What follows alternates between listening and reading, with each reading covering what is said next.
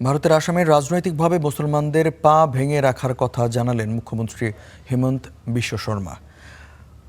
পশ্চিমবঙ্গের বিধানসভা নির্বাচনে বিজেপির প্রার্থীর পক্ষে প্রচার সভায় যোগ দিয়ে বললেন, বিধানসভায় জিতলে এ রাজ্যেও গরুর মাংস নিষিদ্ধ করবে বিজেপি। বিপরীতে তৃণমূল কংগ্রেস বলছে, এবার আসন আরও বাড়বে। পশ্চিমবঙ্গে বিধানসভার প্রথম দফার ভোট ২৩ মে। এবার এ রাজ্যের মসনদে বসতে মরিয়া কেন্দ্রীয় শাসক দল বিজেপি।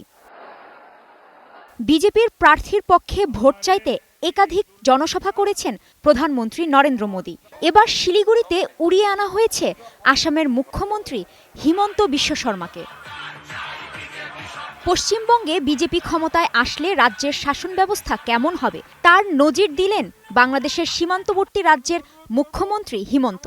বললেন, আসামে মুসলিমদেরকে রাজনৈতিকভাবে কোমর ভেঙে রেখেছেন। এবার পশ্চিমবঙ্গেও হিন্দুত্ববাদী বিজেপিকে ক্ষমতায় আনার আহ্বান তার। পুলিশ কো বলা কি जो भी हिंदू का घर का सामने गोमांस रखता है सीधा गुली मारो। আসামের ধুবড়ীতে ঈদের সময় গোমাংস খাওয়া লোকজন হিন্দুদের ঘরের সামনে গোমাংস রাখতে শুরু করে দিয়েছিল। আমি পুলিশকে বলেছি যে হিন্দুদের বাড়ির সামনে গোমাংস রাখবে, দেখলেই সোজা গুলি মারবে। একদিনে গোমাংস রাখা বন্ধ হয়ে গেছে। আসামে আমি রাজনৈতিকভাবে মুসলমানদের পা ভেঙে রেখেছি। আমি এবার ভোটের সময় বলছি, দেখো ভাই, আমাকে ভোট দিতে হবে না, তোমাদের ভোট আমি চাই না। ভোটের পর আমি রাজনৈতিকভাবে তোমাদের কোমর ভেঙে দেব। আমার মুসলিমদের কোনো ভোট লাগবে না, আমার ভারতীয় সনাতনী হিন্দুদের ভোট লাগবে।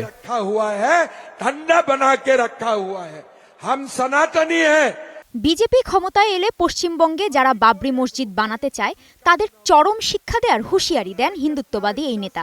সমালোচনা করেন মুখ্যমন্ত্রী মমতা বন্দ্যোপাধ্যায়েরও। হিমন্তের অভিযোগ, মুসলমানদের বাড়তি সুবিধা দেন তৃণমূল নেত্রী।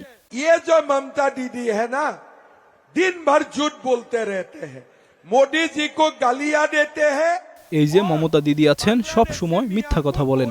মোদিজিকে সকালবেলা গালি দিতে থাকে আর বিকেলবেলা বাংলাদেশি মুসলমানদের কোলে তুলে রাখেন।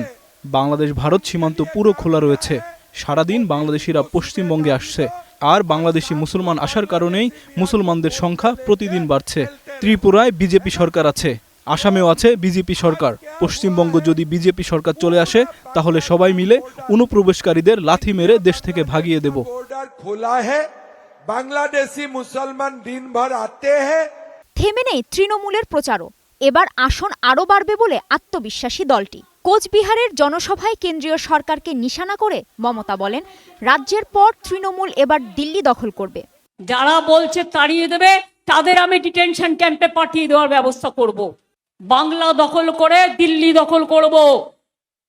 তোমাদের এত বড় হিম্মত, সাহস, বিজেপির পক্ষ নিয়ে কাজ করছো। বিজেপি ভ্যানিশ ওয়াশিং কমিশন লজ্জা করে না?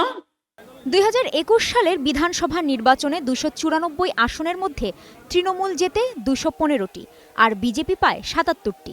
সরকার গঠন করতে না পারলেও দারুণ সাফল্য তোলে গেরুয়া শিবির। কারণ আগেরবার ২০১৬ সালের বিধানসভায় দলটির আসন ছিল মাত্র ৩টি। কাজী শাহরিন, স্টার নিউজ।